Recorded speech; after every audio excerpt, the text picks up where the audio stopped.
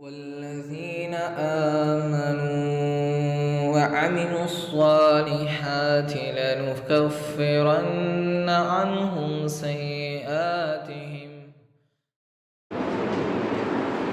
إن الحمد لله نحمده ونستعينه ونستغفره ونؤمن به ونتوكل عليه ونعوذ بالله من شرور أنفسنا ومن سيئات أعمالنا. من يهده الله فلا مضل له ومن يضلله فلا هادي له. وأشهد أن لا إله إلا الله وحده لا شريك له وأشهد أن محمدا عبده ورسوله أرسله بالحق بشيرا ونذيرا وداعيا إلى الله بإذنه وسراجا منيرا. وقال الله تعالى في القرآن الكريم: قل إن كنتم تحبون الله فاتبعوني يحببكم الله ويغفر لكم ذنوبكم والله غفور رحيم. رب اشرح لي صدري ويسر لي أمري واحلل عقدة من لساني يفقهوا قولي. கண்ணியத்துக்குரிய சகோதரர்களே, பெரியோர்களே, தாய்மார்களே, மாணவர்களே, அல்லாஹ்வுடைய மாபெரும் கருணையினால் அவன் மீது கடமையாக இருக்கக்கூடிய இந்த உதவியுடைய தொழிலை ஜமாத்தோடு நிறைவேற்றியவர்களாக மேலதிக சாதாரண மார்க்கத்தை பற்றி அறிந்து கொள்ள வேண்டும் என்ற உயர்ந்த நோக்கத்தில் இங்கே ஒன்று கூடியிருக்கிறோம். அல்லாஹ் சுப்ஹானஹு வ தஆலா நாம் செய்கின்ற இந்த அமலுக்கான நிறைவான கூலியை உலகிலும் தந்தருவானாக என்கின்ற பிரார்த்தனையோடு அல்லாஹ் யாரை நேசிக்கிறான் என்கின்ற அந்த தலைப்பில் ஒரு சில விஷயங்களை எனக்கும் உங்களுக்கும் நினைவுறுத்திக் கொள்ளலாம் என்று நான் ஆசைப்படுகிறேன். தலைப்பிற்குள் நுழைவதற்கு முன்னால் ஒரு சின்ன ஒரு வார்ம் கொஸ்டின். பொதுவாக இந்த வாலிபாலும் கிரிக்கெட்டோ ஏதோ ஒரு விளையாட போனோம் அப்படின்னா பிளேயர்ஸ் என்ன செய்யணும், ஒரு வார்ம் அப் பண்ணுவாங்க. கைகாலெல்லாம் ஒரு எக்ஸசைஸ் பண்ணி தான் ஒரு அந்த விளையாட்டுகளே இருக்கும். அது மாதிரி இந்த தலைப்பு உள்ள போகிறதுக்கு முன்னாடி ஒரு வார்ம் அப் கொஸ்டின் சொல்லலாமா? பொதுவாக கொஸ்டின் கேட்கறதுக்கு ஒரு நர்வஸ்னஸ் இருக்கு இல்லையா? ஸோ இப்போ இமாம் அவர்கள் இன்றைய மகளிர் தொழுகையில் முதல் ரக்காத்தில் ஓதிய துணை சூறா என்ன?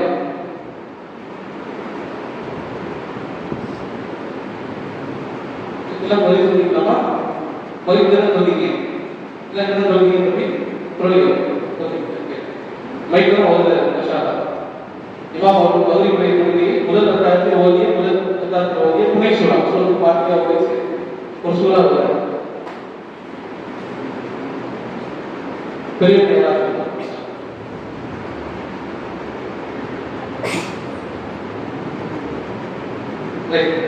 இரண்டாவது ரக்காத்தில் ஓதிய எத்தனை ரக்காத்தில் ஓதுங்க? எத்தனை ரக்காத்தில் ஓதலாமா? ரெண்டாவது ரக்காத் முதல் ரக்காத். ரெண்டாவது ரக்காத் அல்லாஹ்வியா முதல் ரக்காத் ரெண்டாவது அல்ஹம்துலில்லாஹ் மாஷாஅல்லாஹ் பாரக்கல்லாஹ். முதல் ரக்காத் சூரத் தாரியா ஓதுங்க. தாரியா தாரியா அந்த சூரா ஓதுங்க. இரண்டாவது ரக்காத் சூரத் தகாசுர் அல்ஹம்துலில்லாஹ் மாஷாஅல்லாஹ் பாரக்கல்லாஹ். இதை ஒரு கான்ஷியஸ் சொல்லியிருக்கோம். பொதுவாகவே தொழுகையில ஓதப்படக்கூடிய சூறாக்கள் ஜஹரான தொழுகைன்னு சொல்லுவாங்க. இமாம் சத்தம் போட்டு ஓதக்கூடிய தொழுகை. அதுல அல்லாஹ் மெசேஜ் கொடுக்கும். அதனால கவனமா கவனிக்கணும். தொழுகை இமாம் ஓதுறது கிடையாது. அல்லாஹ் முதல்ல போடுறாங்க ஆயத்தை ஓத சொல்லி. அப்ப அல்லாஹ் ஒரு ஆயத்தை சொல்லி ஒரு இமாம் வழியாக வாய்ப்பு வெளியே வருது அப்படின்னா மௌமுக்கு அதை செவிடாக்கி அல்லாஹ் என்ன மெசேஜ் ஆக்கி கொடுத்துருக்கான் அப்படிங்கிறத நம்ம செய்யணும். சுபுடைய தொழுகையில் இமாம் ஓதுறாரு, மகரிப்ல ஓதுறாரு, இஷால ஓதுறாருன்னா ஏதோ ஒரு மெசேஜ் நமக்கு வழங்கப்படுகிறது. அப்ப அது என்ன என்ன சூறான விளக்கா மட்டும்தான் நம்ம ஆன்சர் முடியும். அல்லாஹ்வுடைய மெசேஜ் நம்ம பெற முடியும். நேரடியாக நம்ம உபயோகிக்கணும். தலைப்பட்டு போறோம். அல்லாஹ்வுடைய நேசம் இது யாருக்கு கிடைக்கும் அப்படிங்கிறத பற்றி நம்ம தெரிஞ்சுக்கிறோம். ஏன் இதை நம்ம தெரிஞ்சுக்கணும் அப்படிங்கிற ஒரு கேள்வியும் இருக்கு. அல்லாஹ்வுடைய நேசம் எதுக்கு கிடைக்கும் அப்படின்னு நம்ம கேட்டா என்ன சொல்லுவோம்? ஏன் அல்லாஹ்வுடைய நேசம் கிடைக்கும்? ஒரு தலைப்பு நல்லா தெரிஞ்சுங்க. அந்த தலைப்பு பற்றி சொல்லிட்டு போறதா அல்லாஹ் அல்லாஹ்வுடைய நேசம் எதுக்கு கிடைக்கும்?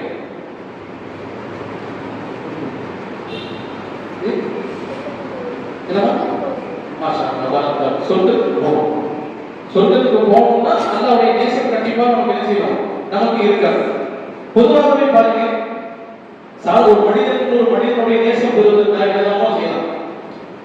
ஒரு ஆண் ஒரு பெண்ணுடைய நேசத்தை பெறுவதற்கு, ஒரு பெண் ஒரு ஆணுடைய நேசத்தை பெறுவதற்கு, அல்லது ஒரு ஆண் இன்னொரு ஆணுடைய நேசத்தை பெறுவதற்கு, ஒரு தொண்டன் தன்னுடைய தலைவனுடைய நேசத்தை பெறுவதற்கு, பள்ளிவாசலுக்கு முத்தவர்களுடைய நேசத்தை பெறுவதற்கு, உஸ்தாதுடைய நேசத்தை பெறுவதற்கு, பள்ளிக்கூடத்தில் ஒரு ஆசிரியருடைய நேசத்தை பெறுவதற்கு, இப்படி ஒவ்வொருத்தரும் தனக்கு ஒரு அங்கீகாரத்தை அவர்கள் எதிர்பார்க்கிறார். ஒவ்வொருத்தரும் வாப்பா அம்மாட்ட நேசத்தை நம்ம எதிர்பார்க்கிறோம்.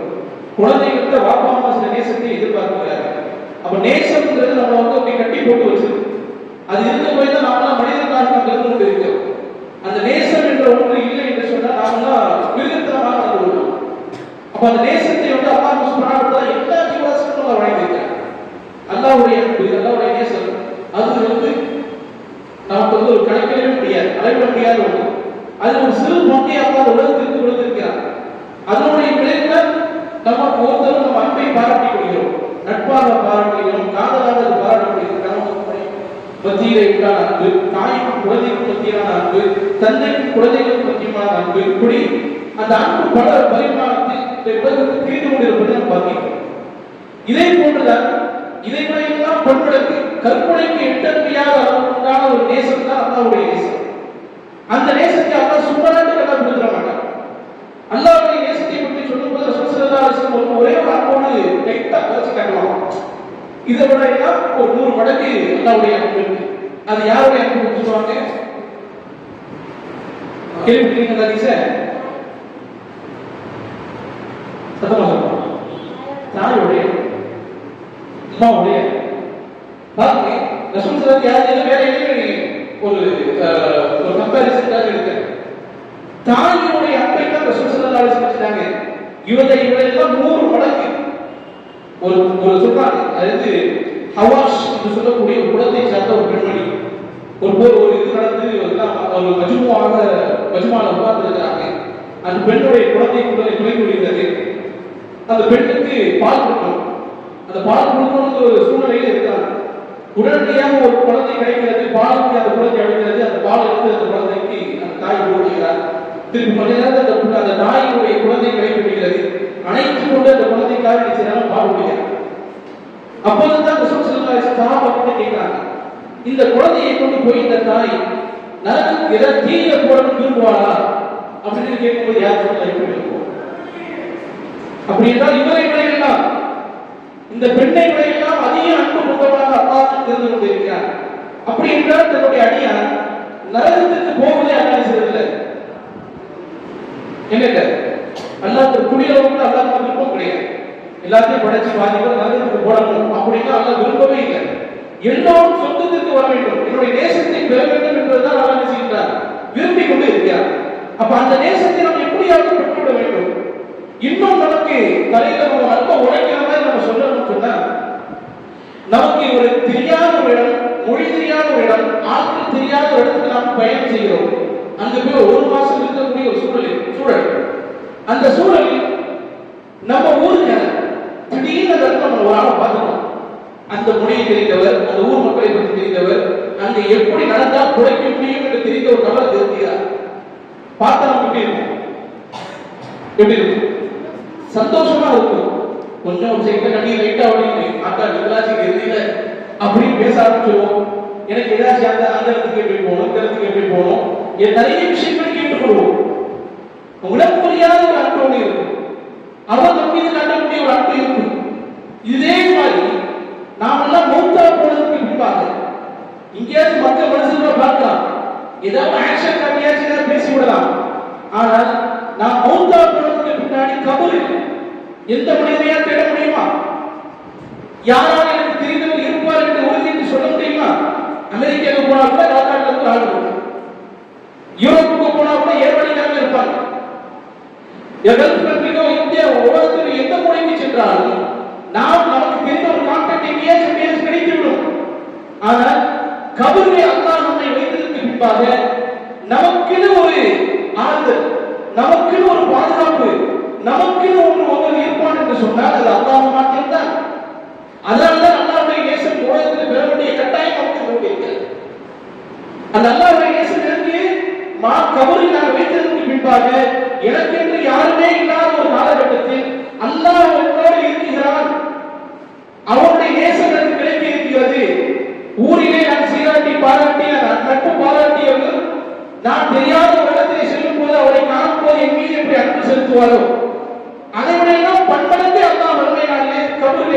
கொண்டிருக்கிற போது நம்ம மீது காட்ட இருக்கிறான். அதுக்கு அவருடைய நேசத்தை பெற வேண்டியிருக்கிறது. அதே இது இந்த ஊரிலே வாழும்போது நான் ஒருத்தர் பாடாம இருக்கிறேன், அவர் போற இடத்துல தான் கிண்டல் பண்ணியிருக்கிறேன், அவரை போறதுல வசைப்பாடி இருக்கிறேன், அவரை எப்ப பார்த்தாலும் அவருக்கு கிராஸா பேசுறது, அவரை அடிக்கிறது, அவர் திட்டுறது எல்லாம் செஞ்சிருக்கிறேன். இந்த நபர் நான் போகக்கூடிய இடத்தை பார்க்கிறேன், அவர் மட்டும்தான் இருக்கிறார். அவருக்கு எவ்வளவு கோபம் இருக்கு நம்மால், வாடா வா எனக்கு வந்திருக்கே, உனக்கு நான் என்ன செய்யணும், இதே மாதிரி ஒரு ஆப்போசிட் செய்யும். கபரிலே உலகத்தில் வாழ்கின்ற பொழுது அல்லாஹ்வுடைய நேசத்தை பெறாதவர்கள், அல்லாஹ்வுடைய எதிர்ப்பை சம்பாதித்தவர்கள், அல்லாஹ்வுடைய எதிர்ப்பை மாத்திரமே உலகத்தில் வாழும்போது சம்பாதித்தவர்கள், அவர்கள் கபருக்கு வரும்போது அவர்களுக்கு தனியாக ஒரு ட்ரீட்மெண்ட் செய்து இருக்கு. ஆக மொத்தத்தில் நாம் இறந்ததற்கு பின்பாக நமக்கு ஆதரவாக நமக்கு பாதுகாப்பாக இருக்கக்கூடிய ஒரே ஒரு ஒருத்தர் அல்லாஹ் மாத்திரம்தான் என்பதற்காகத்தான் அவருடைய நேசம் யாருக்கு கிடைக்கும் என்பதை தெரிந்து கொள்வதற்கு அவசியம் இருந்து கொண்டிருக்கிறது. யார் யாருடைய நேசத்தை எல்லாம் பெறுவதற்கு எதெல்லாம் செய்து கொண்டிருக்கிறோம். சாதாரண நம்ம ஸ்கூல்ல நம்ம வாத்திய டீச்சரா இருக்கிறனால வந்து எல்கேஜி யூகேஜி ஸ்டூடெண்ட்ஸ் எல்லாம் பாத்தீங்கன்னா கிஃப்ட் பரிமாறி கொள்வாங்க. பெரிய கிஃப்ட் கிடையாது, சும்மா ஒரு எரேசர், ஒரு ஷார்ப்னர், ஒரு நட்ராஜ் பென்சில், ஒரு சின்ன சாக்லேட், டைரி மில்க். ஏன் என் ஃப்ரெண்டுக்கு வாங்கிட்டு போறேன், ஏன் ஃப்ரெண்ட் அடுத்த அவங்க அவங்க பாராட்டணும். நட்பு அவங்களுக்கு ஒரு மலருது, எல்கேஜி யூகேஜி செய்து நட்பு அவங்களுக்குள்ளே மலருகிறது. அப்போ ஒரு சின்ன குழந்தைங்க தெரியுது நம்ம நட்பை பெற வேண்டும் என்றால் இதெல்லாம் செய்யணும் அப்படின்னு செய்து அவங்களுக்கு தெரிகிறது. அப்போ அல்லாஹ்வுடைய நட்பை பெற வேண்டும் என்றால் நாம் என்ன செய்யணும், அதற்கான குவாலிட்டி என்ன என்பதை நாம் தெரிந்து கொள்வது ரொம்ப அவசியமாக இருந்து கொண்டு இருக்கிறது. எனவே சகோதரர்களே, அல்லாஹ் சுப்ஹானஹு வ தஆலா திருமறை குர்ஆனில் பல இடங்களில் இன்னல்லாஹ யுஹிப்பு வல்லாஹு யுஹிப்பு அப்படின்னு சில இடங்களில் அல்லாஹ் சொல்லி காட்டுகிறான். நிச்சயமாக அல்லாஹ் இந்த குணாதிசயங்களை கொண்டவர்களை அல்லாஹ் நேசிக்கிறான். இன்னும் அல்லாஹ் இந்த குணாதிசயங்களை கொண்டவர்களை அல்லாஹ் நேசிக்கிறான் என்று அல்லாஹ் சில குவாலிட்டி அல்லாஹ் கொடுக்கிறான். இந்த குவாலிட்டி நம்மகிட்ட வர வேண்டிய அவசியம் இருக்கிறது. நாம் ஒரு ஸ்கூல்ல ஒரு நல்ல ஒரு மார்க் எடுக்கணும் அப்படின்னா அல்லது ஒரு கண்டக்ட் சர்டிபிகேட் கொடுப்பாங்க. அந்த சர்டிபிகேட்ல குட் அப்படின்னு ஒரு போட்டு கொடுக்க வேண்டும் என்றால் நாம் அந்த ஸ்கூலில் படிக்கின்ற போது நல்ல பிள்ளையாக இருந்திருக்க வேண்டும், குட் கேரக்டரோடு வளர்ந்து இருக்கணும். ஏதாவது ஸ்கூலுக்கு அல்லது இன்ஸ்டிடியூஷனுக்கு மாற்றமாக நடந்திருந்தால் பேர் கொடுத்துருப்பாங்க. அது ரூல்ஸ், அது போட்டே ஆகணும். அவருடைய கேரக்டர் எப்படி அப்படிங்கிறது அதை வைத்துதான் அடுத்த இன்ஸ்டிடியூஷனுக்கு அவங்க மதிப்பீடு செய்ய முடியும். அப்ப அதே மாதிரி அல்லாஹ்விட நல்ல பெயரை வாங்குவதற்கு நாம் சில விஷயங்கள் செய்ய வேண்டி இருக்கிறது. அதற்கான தாடியை பெருசாக வளர்த்துக் கொள்வதா, மீசையை நாம் கத்தரித்துக் கொள்வதா, ஆடையை கரண்டை காலத்துக்கு மேல் போட்டால் சரியாக விடுமா, தொப்பி போட்டோ தொப்பி போடாமலோ இருந்து விட்டால் அல்லாஹ்வுடைய நேசத்தை பெற்றுவிட முடியுமா? இப்படி எல்லாம் சில முஸ்லிம்ஸ் நமக்கு முன்னாடி இருக்கிறது. வெள்ளை ஆடை அணிந்து கொண்டால் அல்லாஹ்வுடைய நேசத்தை பெற்றுவிட முடியுமா? அப்படி என்றால் அப்படிலாம் இல்லை. சிலவதை பற்றி அல்லாஹ்வுடைய தூதர் ஸல்லல்லாஹு அலைஹி வஸல்லம் சொன்னார்கள். அல்லாஹ்வுடைய நேசத்தை பெற்றவர்களை பற்றி சொல்லும்போது ரூப அஷ்அத மதுஃபூஇன் பில் அப்வாப் லவ் அக்ஸம அலா அல்லாஹி லஅபரா. சில மனிதர்கள் இருக்கிறார்கள், அவர்கள் எப்படி மனிதர்களுக்கு அவருடைய ஸ்டேட்டஸ் என்ன பாத்தீங்கன்னா, அவர்கள் வீட்டுக்கு வந்தாங்கன்னா வாசல் நிலையிலேயே அவங்களை தள்ளி விடுவார்கள். வீட்டுக்குள்ள சோஃபால வச்சு உட்கார வச்சு அலப்பட மாட்டாங்க, சேர்லாம் போட மாட்டாங்க.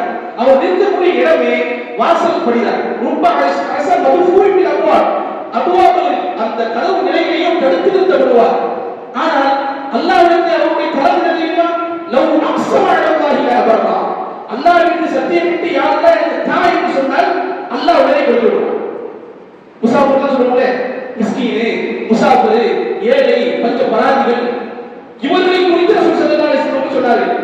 அப்ப அல்லாஹ்வுடைய விஷயம் நம்முடைய உடையோ நம்முடைய உடம்பு அழகோ இதெல்லாம் அல்லாஹ்வுடைய மேட்டரே கிடையாது. நாம் அல்லாஹ்வை எப்படி நேசிக்கிறோம் என்பதுதான் அல்லாஹ் பார்க்கிறார். அதனால ரசூல் ஸல்லல்லாஹு அலைஹி வஸல்லம் தெளிவாக சொன்னார்கள், இன்னல்லாஹ லா யன்துரு இலா அம்வாலிக்கும் வலா சுவரிக்கும் வலாக்கின் அல்லாஹ் யன்துரு இலா குலூபிக்கும் வ அமாலிக்கும். நிச்சயமாக அல்லாஹ் உங்களுடைய உடமையோ அல்லது உங்களுடைய பொருளாதாரத்தை அல்லாஹ் பார்க்க போவது கிடையாது. அது மேட்டரே கிடையாது. அல்லாஹ் அதெல்லாம் மேட்டரே கிடையாது. ஃபிரௌன் இருக்கிறார், ஹாமான் இருக்கிறார், காரூன் இருக்கிறார், பெரும் பெரும் ஆட்களை எல்லாம் இந்த உலகம் கண்டிருக்கிறார், அல்லாஹ் படைத்திருக்கிறார். இதையெல்லாம் மேட்டரே கிடையாது. ஆனால் வலாக்கின் அல்லாஹ் யன்துரு இலா குலூபிக்கும் வ அமாலிக்கும். அல்லாஹ் நேராக பார்க்கிறது என்றால் உள்ளத்தையும் என்னுடைய அமல்களை மாற்றியிருந்தால் அல்லாஹ் பார்க்கிறார். நான் என்னதான் அழகாக குர்ஆனை ஓதினாலும், என்னதான் ஒரு சூப்பராக பேசினாலும் ஆனால் என் உள்ளத்தில் என்ன ஓடிக்கொண்டிருக்கிறது என்பதைத்தான் அல்லாஹ் பார்த்து கொண்டிருக்கிறார். இதோ பேசிவிட்டு கேட்டுவிட்டு நான் என்ன செய்ய போகிறேன், இந்த அமல் தான் முக்கியம். அப்போ அல்லாஹ் பார்ப்பது அல்லாஹ்வுடைய நேசத்தை பெற வேண்டுமானால் உள்ளத்தில் அல்லாஹ்வை பற்றி ஒரு அன்பு நமக்கு நிறைந்து காணப்பட வேண்டும். அதில் ஒரு குறைந்தபட்சமாக நாம் வெளியே செல்கின்ற போது அதை நாம் நடைமுறைப்படுத்துவதற்காக முயற்சி செய்ய வேண்டும். அந்த வகையில் அல்லாஹ் சுப்ஹானஹு வ தஆலா சில முக்கியமான ஒரு 12 கேரக்டரிஸ்டிக்ஸ் 12 விஷயங்கள் சொல்லப்படுகிறது குர்ஆனிலும் சுன்னாவிலும். அல்லாஹ்வுடைய நேசத்தை பெறுவதற்கு இதெல்லாம் உங்களுக்கு நமக்கு தேவை இருக்கிறது என்பதை அல்லாஹ் கோடிட்டு காட்டுகிறார். அது ஒரு விஷயம் பார்த்தீங்கன்னா இன்னல்லாஹ யுஹிப்புல் முத்தவக்கிலின் அப்படின்னு அல்லாஹ் சொல்லி காட்டுகிறார். இது 12 ஒரே இடத்துல பார்க்க முடியாது. இருந்தாலும் ஒரு சில விஷயங்களை நாம் நினைவுபடுத்திக் கொள்கிறோம். இது எனக்கும் உங்களுக்குமாக இருக்க வேண்டிய மிக முக்கியமான ஒரு தவம். அல்லாஹ் சொல்கிறான், யார் தன் மீது ஆதரவு வைத்திருக்கிறார்களோ இன்னல்லாஹ யுஹிப்புல் முத்தவக்கிலின், தன் மீது அல்லாஹ் மீது யார் தவக்குல் வைக்கிறார்களோ அவர்களை அல்லாஹ் நேசிக்கிறார். நீங்க நினைச்சு பாருங்க, உதாரணமாக ஒரு ஊரில் உள்ள கவுன்சிலர் ஒரு வேலையை முடிச்சு தரார், அவர் மேல ஆதரவு வைக்கிறீங்க சரி நீங்க சொன்னா சரியான கருத்து, நீங்க சரியா பண்ணிட்டு சொல்லும்போது அவருக்கு என் மேல ஏற்படியா மரியாதை ஒன்று ஏற்படும். அதே நான் மாற்றமாக நடந்து விட்டால் நான் 4 பேருக்கு அவங்க சொன்னதை வரைக்கும் 4 பேருக்கு சொல்லும்போது அவர் நம்ம மீது செய்யும் என்ன ஒரு வெறுப்பு ஏற்படும். இவன் டெய்லோடா அவன் டெய்லோடா என்னடா நீ அப்படிங்கிற மாதிரி. ஆனா ரப்பல் ஆலமீன் உலகத்தினுடைய அந்த சராசரத்தை படைத்திருக்கிறார். விதி அவனுடைய கையில் இருந்து கொண்டு இருக்கிறது. நினைத்தால் மாற்றுவதற்கு எல்லா தகுதியும் ரப்பல் ஆலமீன். அந்த அல்லாஹ் சொல்லியிருக்கிறார், என் மீது தவக்குல் வை, அப்படி என்றால் அவனை நான் நேசிப்பேன். அந்த தவக்குல் எப்படி இருக்க வேண்டும் என்றால் வரலாற்றில் ஒரு அற்புதமான ஒரு சம்பவம். ஒரு பெண்மணி, அந்த பெண்மணி அவருடைய கணவர் அவருடைய குழந்தை 3 பேர் கொண்ட ஒரு ஸ்மால் ஃபேமிலி. இது ரசூலுல்லாஹ்வுடைய காலத்துக்கு முன்பாக தாபீனுடைய காலத்தில் நடக்கிற ஒரு சம்பவம். போருக்காக அவர் செல்கிறார், அந்த கணவர் போருக்காக செல்கிறார். அண்டை வீட்டுக்காரர்கள் வந்து கேட்கிறார்கள், என்னப்பா உன் கணவர் நீ ஜிஹாதுக்காக போருக்காக அனுப்பிவிட்டாங்க, சும்மா வேலைக்காக அனுப்பல, 100 நாள் வேலைக்காக 1 வேலைக்காக அனுப்பல, போருக்காக அனுப்பியிருக்காங்க. உனக்கென ஒரு சோர்ஸ், ஒரு இன்கம் சோர்ஸ், வருமானம் என்று ஒன்று இருந்து கொண்டிருக்கிறது. அவன் தான் உனக்கு இருந்தான், அந்த கணவன் தான் இருந்தான். ஒருவேளை அவன் இந்த போர்க்களத்திலே இறந்து விட்டால் என்ன செய்வார், என்ன செய்வார் அப்படின்னு கொஸ்டின். அப்ப இதெல்லாம் நமக்கு ஒரு ஏற்படக்கூடிய கொஸ்டின்ஸ். கணவனுக்கு வேலை இல்லை, திடீர்னு சவுதி இன்வெஸ்ட் பண்ணிட்டார், திடீர்னு ஒரு கம்பெனிக்கு டெர்மினேஷன் பண்ணிட்டாங்க, வேலை இல்லாமல் போய்விடுகிறது, வியாபாரத்தில் பெரும் நஷ்டம் ஏற்பட்டு ஒன்று இல்லாமல் ஆகிவிடுகிறது. ஒட்டுமொத்தமாக நாம் அப்படியே சோகத்தில் ஆகிவிடுவோம். சாப்பாட்டுக்கு என்ன செய்ய போறோம், என்ன செய்வீங்க நீங்க அப்படின்னு நம்ம கணவன் மனைவி கணவன் திட்டுவது, ஊருக்காரர்கள் குடும்பத்தை சார்ந்தவர்கள் எல்லாம் அட்வைஸ் பண்ணுவது, இப்படி இருந்து கொண்டு இருக்கும். நமக்கெல்லாம் ஒரு உதாரணமாக, நமக்கெல்லாம் ஒரு முன்மாதிரியாக அந்த பெண்மணி சொன்ன வார்த்தை தெரியுமா? அந்த பெண்மணி சொல்லுகிறாள் அந்த அண்டை வீட்டுக்காரர்களுக்கு, நான் என்னுடைய கணவனை உணவை உண்ணக்கூடியவனாக பார்த்தேன், உணவு அளிப்பவனாக பார்க்கவில்லை. இதுதான் அல்லாஹ்வின் உள்ள தவக்குல். என்னுடைய கணவனை உணவு உண்ணக்கூடியவனாக பார்த்திருக்கேன், என்ன மாதிரி அவனும் தான் உண்ணுகிறார். ஆனா உணவை உங்களுக்கு அளிப்பவன் யார்? யார்? அல்லாஹ். இதுதான் தவக்குல். போன மௌத்து அவ்வளவு வரமாட்டார் திரும்பி. ஆனா அவர் மௌத்தா போயினா எனக்கு உணவு கிடைக்காம போயிடுமா? இல்லை. நான் உலகத்தில் வாழும் வரைக்கும் என்னுடைய விசுவாசம் என்பது கட்டாயமாக வந்து சேரும். அது எந்த நிலையில் இருந்தாலும் சரிதான். அப்போ அந்த மாதிரியான ஒரு தவக்குல் தான் எனக்கும் உங்களுக்கு வேண்டும். எல்லா நிலையும் அந்த அல்லாஹ் சுப்ஹானஹு வ தஆலா அல்லாஹ்வுடைய நேசத்தை சும்மா தூக்கி தர மாட்டார். என் மேல நேசம் எப்படி இருக்கிறது 0.% கூட கம்மியாகி விடக்கூடாது. தவக்குல் வைத்து விட்டோம் என்று சொன்னால் திரும்பி பார்க்காம நடக்க வேண்டும். இப்ராஹிம் அலைஹிஸ்ஸலாமுடைய வாழ்க்கையில் கிடைக்கக்கூடிய மிகப்பெரிய படிப்பினைகளில் ஒன்று. ஹாஜர் அலைஹிஸ்ஸலாம் அவர்களையும் இஸ்மாயில் அலைஹிஸ்ஸலாம் அவர்களையும் அவர்கள் மக்காவிலே விட்டு வருகிற போது, மக்கா என்ற விஷயத்திற்குரிய மக்கா இல்லை, வெறும் பாலைவனங்கள் ஃபுல்லா வந்து வெயில் கொடுத்து அதிலே தன்னுடைய மனைவியை குழந்தை விட்டு வருகிறார். திரும்பி பார்க்காம வருகிறார். ஏன்? அல்லாஹ்வுடைய கட்டளை. அல்லாஹ்வுடைய பிள்ளையை என்னுடைய மனைவியை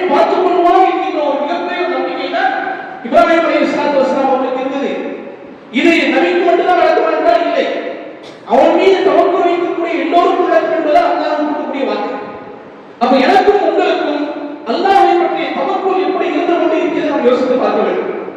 எந்த ஒரு பிரச்சனையாக இருந்தாலும், எந்த ஒரு விஷயமாக இருந்தாலும் அல்லாஹ்வின் மீது நம்முடைய பொறுப்புகளை சாட்டி விட வேண்டும். அதற்கு என்ன செய்ய வேண்டும்? சில துஆக்கள் ரசூல் ஸல்லல்லாஹு அலைஹி வஸல்லம் கற்றுத்தந்தார்கள். அந்த தவக்குல் ஏற்படுவதற்கு, அந்த பிரச்சனைகள் வந்தால் சமாளிப்பதற்கு சில திக்ர்கள், சில துஆக்கள் இருந்து கொண்டிருக்கிறது. அதைத்தான் பலஸ்தீனியர்கள் சொல்லிக் கொண்டிருக்கிறார்கள். அதற்கு ரொம்ப மேட்சிங்கா சொல்லணும், அவங்கதான் ரொம்ப எடுத்துக்காட்டு. பலஸ்தீனர்களுடைய அந்த பிள்ளைகளை பார்த்தீங்கன்னா, பலஸ்தீனருடைய ஆண்களையும் பெண்களையும் பார்த்தீங்கன்னு சொன்னால் அங்க மிகப்பெரிய ஒரு பிரச்சனை நடந்து கொண்டு இருக்கிறது. வீடு இல்லை, மனைவி இல்லை, குழந்தை இல்லை, பாசம் காட்டும் எப்படி இருக்கும்?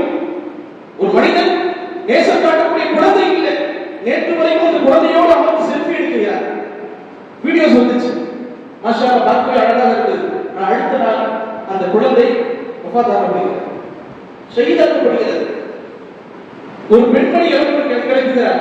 வீட்டுக்கு வெளியே போயிட்டு வந்தால் ஒட்டுமொத்த வீடுமே இடிந்து தரைமட்டமாக இருக்கிறது. வீட்டில் இருந்த மனிதர்கள் எல்லாம் மண்ணுக்குள்ள கிடக்கிறாங்க, ஷஹீதாக்கப்பட்டு. ஆனால் இதை கிடைக்கக்கூடிய விஷயம் பாடம் என்று சொன்னால், அந்த எல்லோருக்கும் பயிற்றுவிக்கப்பட்ட ஒரு வார்த்தை தான் ஹஸ்புனல்லாஹ், அல்லாஹ் எங்களுக்கு போதுமானவர். இது நான் நீங்க சாதாரணமா சொல்லிக்கலாம். இழப்பு ஏற்படும்போது யார் சொல்லுவார் என்பது அல்லாஹ்வுடைய எதிர்பார்ப்பு. இழப்பு ஏற்படுகிற போது, பிரச்சனை ஏற்படும் போது, சோதனை வரும்போது, வேலை இல்லாமல் போகும்போது, 4 வருடங்கள் 14 வருடங்கள் படித்தும் எனக்கு வேலை கிடைக்கவில்லை, எனக்கு எவ்வளவோ எனக்கு அனுபவம் இருக்கிறது, ஆனால் என்னால் வியாபாரத்தில் சோபித்து இருக்க முடியவில்லை, எனக்கு குழந்தை பேர் கிடைக்கவில்லை, இப்படி என்னென்ன சோதனைகள் நாம் இருந்து கொண்டிருக்கிறோமோ அந்த சோதனையின் போது சொல்வதைத்தான் அல்லாஹ் எதிர்பார்க்கிறார். அந்த சோதனையின் போது எந்த வார்த்தையும் அல்லாஹ்வை தவறாக சொல்லிவிடக்கூடாது. அதனால்தான் அல்லாஹ் சொல்றார், பலஸ்தீனர்கள் யாருமே அல்லாஹ்வை குற்றம் குறைன்னு சொல்லவில்லை. என்னை இப்படிப்பட்ட பாடப்படுத்தி அல்லாஹ்வுக்கு யாருமே மாற்றமாக பேசவில்லை. மாற்றமாக யாரெல்லாம் நீ தான் எங்களுக்கு போதுமானவன் என்று சொல்றாங்கன்னா எவ்வளவு ஆழமான தவக்குல் அல்லாஹ் மீது அவர்களுக்கு இருக்கும்.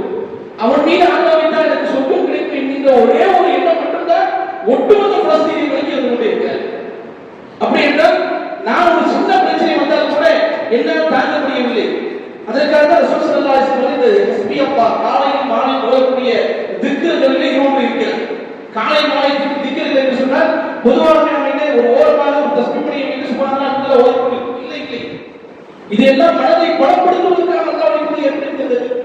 மனதை பலப்படுத்துவதற்கு, சோதனைகளையும் பிரச்சனைகளுக்கும் நாம் முகம் கொடுக்கின்ற போது நம்முடைய உள்ளம் வந்து அப்படியே சரிவிடாமல் இருப்பதற்காக ஏற்படுத்தப்பட்டது திக்ர்.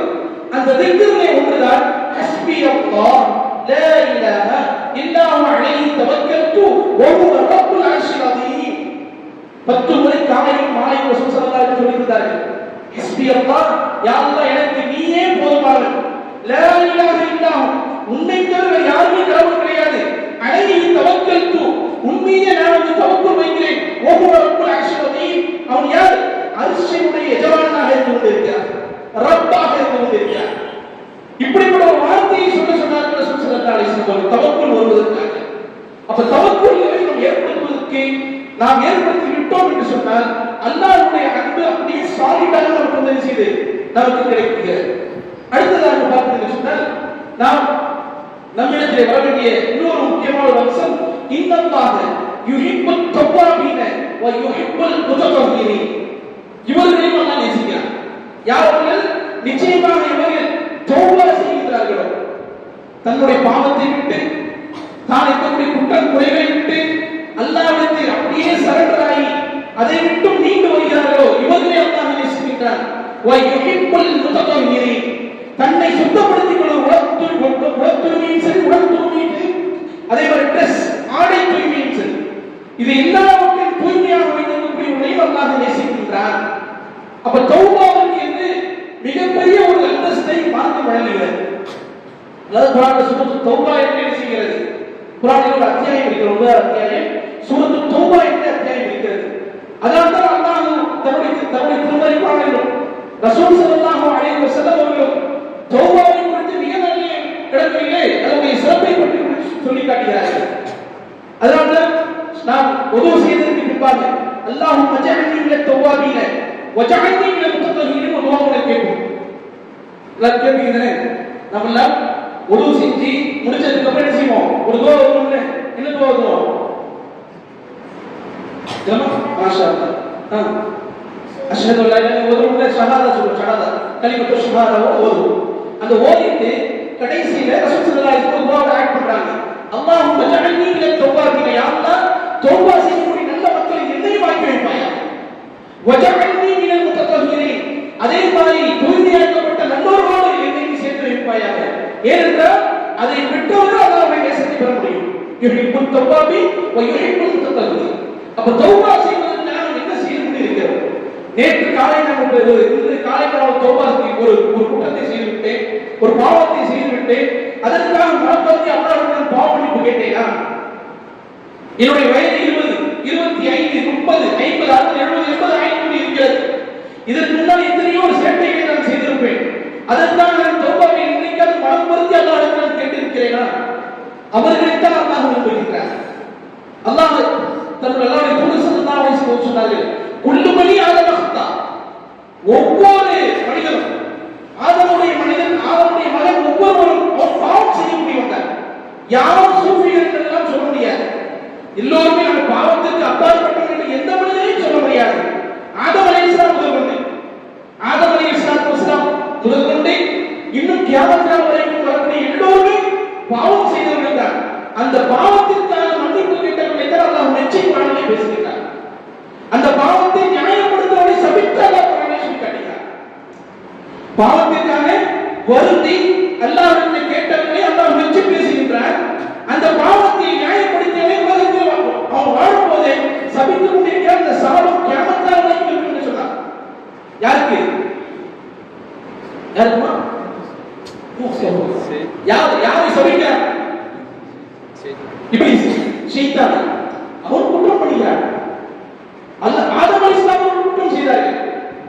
ஆதம் அலைஹிஸ்ஸலாம் இருப்பது நிரந்தரமான ஒரு சொர்க்கத்தில், நிரந்தர சொர்க்கத்தில் அவர்கள் எப்படியாவது தூண்டி பாவம் செய்ய வேண்டும் என்பது ஷைத்தானுடைய ஒரு பெரிய ஒரு திட்டம். அல்லாஹ் இத்தனை என்னையெல்லாம் படைச்சிருக்கும் போது, என்னையெல்லாம் நல்லபடியா வச்சிருக்கும் போது, இந்த ஆதம் ஒரு மனுஷனை படைச்சி அவனுக்கு இவ்வளவு முக்கியத்துவம் கொடுக்கிறாங்க. இவனுக்கு அல்லாஹ் ஒரு மிகப்பெரிய ஒரு கோபத்தை வாங்கி கொடுக்க வேண்டும், அவருடைய கோபத்தை சம்பாதிக்க கொடுக்க வேண்டும் என்பதற்காக அவனை தூண்டுகிறான். நிரந்தரமாக சொர்க்கத்தில் நிரந்தரமாக இருந்து கொண்டிருக்கிறார்கள்.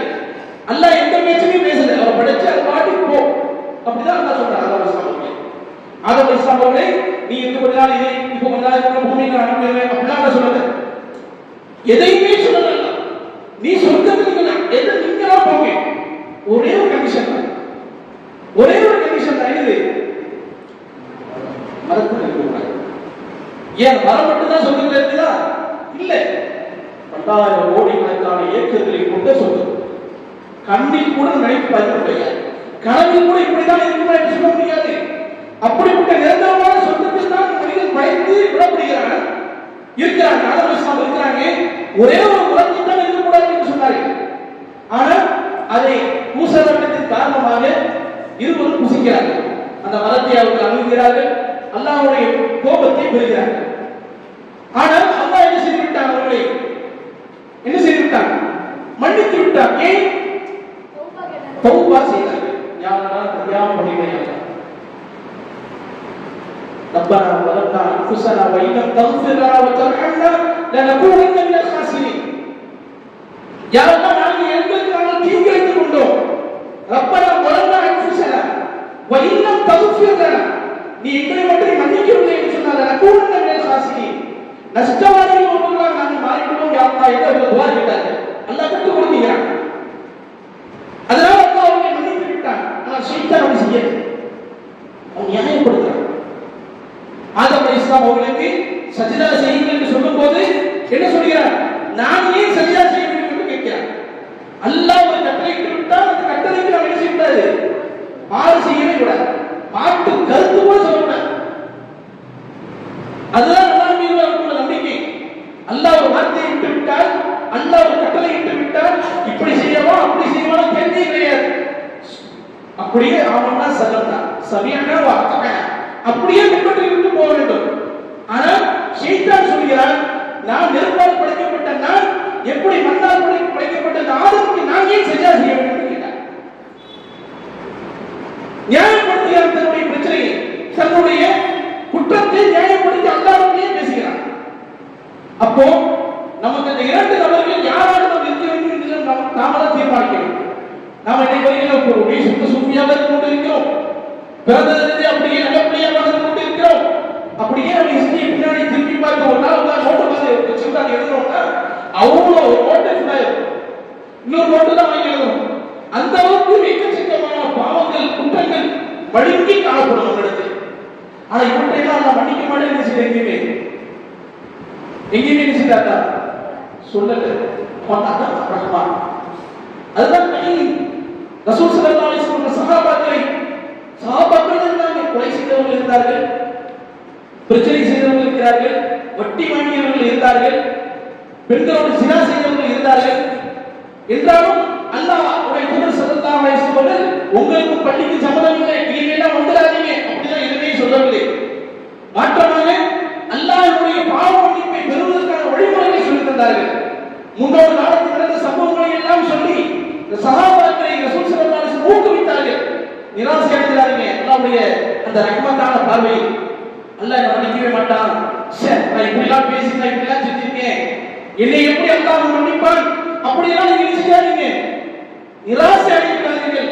அல்லாஹ் சொல்லக்கூடிய வார்த்தையை கேளுங்கள். யா இபாதி அல்லதீன அஸ்ரஃபு அலா அன்ஃபுஸிஹிம் லா தக்னது மின் ரஹ்மத்தில்லாஹ் இன்னல்லாஹ யக்ஃபிரு ذுனூப ஜமீஆ இன்னல்லாஹ கஃபூர் ரஹீம். யா இபாதி அல்லதீன அஸ்ரஃபு அலா அன்ஃபுஸிஹிம் தங்களுக்கு தானே தீங்கிழைத்துக் கொண்டே என்னுடைய அடியார்களே, அல்லாஹ் அப்படி சொல்லுங்க. நீ பேசுற, நீ ஏன் சிந்திக்கிற, இப்படி நிறைய பேர் இருப்போம். ஆட்களை பார்த்தார்கள் சொல்லுங்கள், தங்களுக்கு தாங்களே அநீதம் செய்து கொண்டவர்களே, நீங்கள் லா தக்னது மின் ரஹ்மத்தில்லாஹ் அல்லாஹ்வுடைய ரஹ்மத்தை மட்டும் நினைச்சிட்டாருங்க, நினைச்சிடக்கூடாது, நம்பிக்கை இழந்துவிடக்கூடாது. அல்லாஹ்வுடைய ரஹ்மத்தில் அல்லாஹ்வுடைய ரஹ்மத் கிடைக்குமா, அவன் நல்ல அவன் வந்து அருள் கொண்டு பார்ப்பானா, அன்பான பார்வையால பார்ப்பானா, இரக்கம் எனக்கு கிடைக்குமா அப்படியே நீங்க வந்து யோசிக்கவே வேண்டாம் அப்படின்னு சொல்றார். இன்னல்லாஹ யக்ஃபிரு ذுனூப ஜமீஆ அனைத்து பாவங்களையும் அல்லாஹ் நான் மன்னிக்கக்கூடியவனாக இருந்து கொண்டிருக்கிறேன். சஹாபாக்களுக்கு சம்பவத்தை சொன்னார்கள். இந்த சம்பவம் மிக பிரபல்யமான ஒரு ஹதீஸ். 100 கொலைகளை செய்த ஒரு சம்பவம் எல்லோருக்குமே தெரியும். 99 கொலையை செய்துவிட்டு வருகிறார். ஒரு ஆன்மீகவாதியிடத்தில் கேட்கிறார், இவ்வளவு கொலையை பண்ணிட்டேன், இந்த கொலைக்கான எனக்கு பரிகாரம் கிடைக்குமா? இவ்வளவு கொலை 99 கொலையா? No chance. அவரையும் கொன்று விடுகிறார். அடுத்தது ஒரு அறிஞரிடத்தில் செல்கிறார். அந்த அறிஞர் விஷயம் சொல்றாரு, இதுக்கு என்ன செய்யணும்னா கண்டிப்பா கிடைக்கும், உனக்கு பிரயாசத்து கண்டிப்பாக கிடைக்கும், இது நமக்கு நிறைய படிப்பே இருக்குதுங்க. அவருக்கு சொல்றாரு, ஆனா நீ இருக்க வேண்டிய இடம் கிடையாது, இங்க இருந்தா நீங்க என்ன நீங்க இருந்தா இந்த பாவம் சொல்லுவாங்க என்வாயன்மெண்ட், சுற்றுப்புற சூழல், இந்த சூழல்ல நீ இருந்தா இப்படிதான் இருப்ப. அதனால நல்ல மக்கள் வாழக்கூடிய ஒரு ஊர், நல்லவர்கள் சாலிகானவர்கள் வாழக்கூடிய ஒரு ஊர் பக்கத்துல இருக்கு, அந்த ஊரை நீங்க ஹிஜ்ரத் பண்ணிரு, கண்டிப்பா இருந்து அல்லாஹ்வுடைய மக்ஃபிரத் மன்னிப்பு கிடைக்கும் என்று சொன்னார்கள். இது ஒரு விஷயம் என்ன, நம்மை குற்றவாளியாக மாற்றுவது, நம்மை பிரச்சனைக்குரியவர்களாக மாற்றுவது, பாவத்தை நம்மை செய்ய வைப்பது எது என்றால் நம்மை சுற்றி இருக்கக்கூடிய சுற்றுப்புற சூழல் தான். நம்மோடு நண்பன் கெட்ட நண்பனாக இருந்தால் நானும் கெட்டவனாக தான் இருப்பேன். அதனால அறிஞர்கள் அப்படி சொன்னார், உன்னுடைய நண்பன் யார் என்று எனக்கு காட்டு, நீ யார் என்று சொல்லி. அப்ப நம்ம நட்பு வட்டாரம், நம்முடைய சுற்றுப்புற சூழல், நாம் சார்ந்திருக்கக்கூடிய வஸ்துக்கள், இவைகள் தான் நம்மை நல்லவனாகவும் நல்லவனாகவும் கெட்டவனாக மாற்றுகின்றது. அதனால தான் அறிஞர் சொன்னார், நீ என்ன செய்கிறாத, இங்கே இருக்கிறாத, நல்லவர்கள் வாழக்கூடிய அந்த சுற்றுப்புற சூழலுக்கு போயிரு. சூப்பரான ஐடியா அப்படின்னு கிளம்பினாங்க. போய் அடைஞ்சாரா? அடைக்கல. அந்த இடத்துக்கு போய் உயிர்ச்சாங்க. போறதுக்கு முன்னாடி மூத்தாகிவிட்டார். சட்டப்படி அவருக்கு தீமை, நரகத்துக்கு போக வேண்டும். அப்போ அங்க வந்து அந்த உயிரை ரெஜிஸ்டர் பண்ணக்கூடிய இடத்தில் நல்ல மக்களை சேர்ப்பதா அல்லது கெட்ட மக்களை சேர்ப்பதா மிகப்பெரிய ஒரு விவாதம் நடக்கிறது. அல்லாஹ் அந்த தீர்ப்பளிக்கிறார். இவருடைய அந்த இறந்து போன இடத்திலிருந்து அவர் செல்லக்கூடிய இடத்திற்கும் இறந்து போன இடத்திலிருந்து வந்த இடத்திற்கும் உண்டான டிஸ்டன்ஸை அளந்து பார்த்துட்டு எது நெருக்கமாக இருக்குமோ அதற்கு தகுந்தால் போல அவருக்கு என்ன செய்யப்படுங்க, அவர்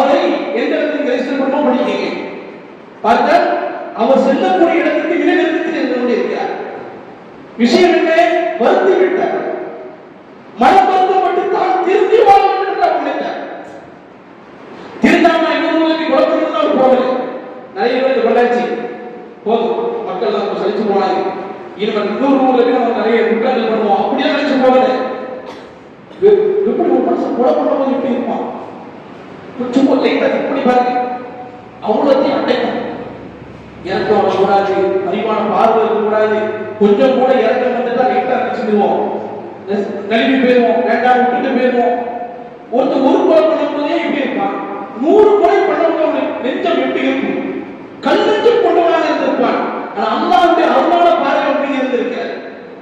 அல்லாஹ்வுடைய அருளான பார்வை அவன் மீது இருந்த காரணத்தினால் அவன் சொர்க்கவாசியாக எழுதப்படுகிறான். அப்படின்னு அல்லாஹ் நம்ம சொல்றோம்னா அவ்வளவு பெரிய தவறு செய்தவனா இல்லை, ஏதோ தவறு செய்திருப்போம், ஆனால் அதுக்காக வருந்தாமல் விடக்கூடாது. அதுக்காக வருந்தாமல் விடக்கூடாது. வருந்தி அதை விட்டு நான் மீண்டும் வர வேண்டும். அதைத்தான் ரொம்ப நம்மிடத்துக்கு எதிர்பார்க்கிறார். அப்ப ரசூல் ஸல்லல்லாஹு அலைஹி வஸல்லம் இந்த சம்பவத்தை சஹாபாக்களுக்கு சொல்லி ஊக்குவிக்க மோட்டிவேஷன் பண்றாங்க. நீங்க எல்லாம் தவறு செய்தீங்க என்பதற்காக அல்லாஹ் மீது ரஹ்மத்துல நீங்க அருளை அந்த நிராசை அடைக்கிறாதீங்க. அல்லாஹ் இந்த மாதிரி ஆட்களை எல்லாம் நான் மன்னிச்சு அனுப்பியிருக்கிறேன், அல்லாஹ் மீது நிராசை அடைக்கிறாதீங்க.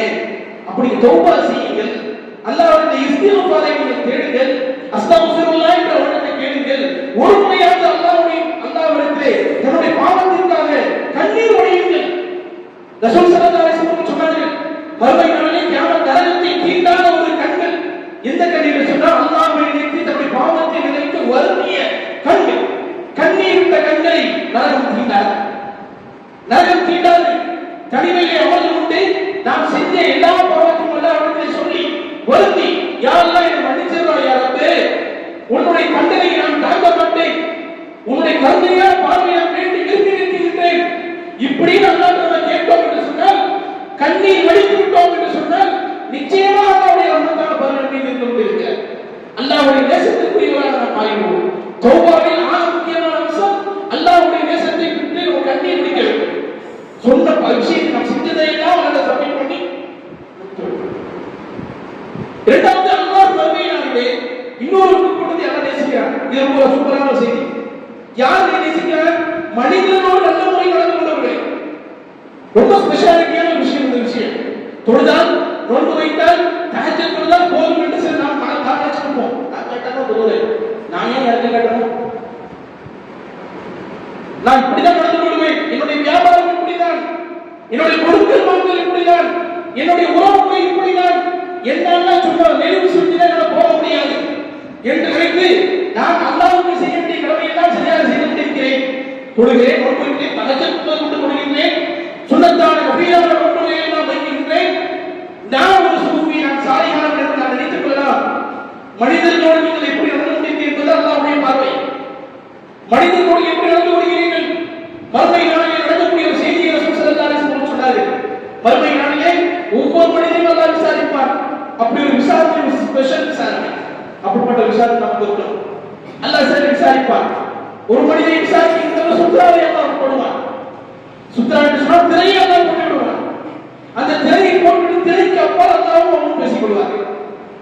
அல்லாஹ் அவருக்கு அப்படியே சிசிடிவி கேமரால போட்டு காமிக்கிற மாதிரி, அந்த ரெக்கார்டிங்கை போட்டு காமிக்கிற மாதிரி அல்லாஹ் அவனுடைய பாவத்தை எல்லாம் டிஸ்கவுண்ட் பண்ணி இதெல்லாம் செஞ்சல, இப்படிலாம் பண்ணல அப்படின்னு அல்லாஹ் பட்டவத்திரமாக அல்லாஹ் அப்படி வீடியோ போட்டு காமிச்ச மாதிரி நான் காமிப்பான்.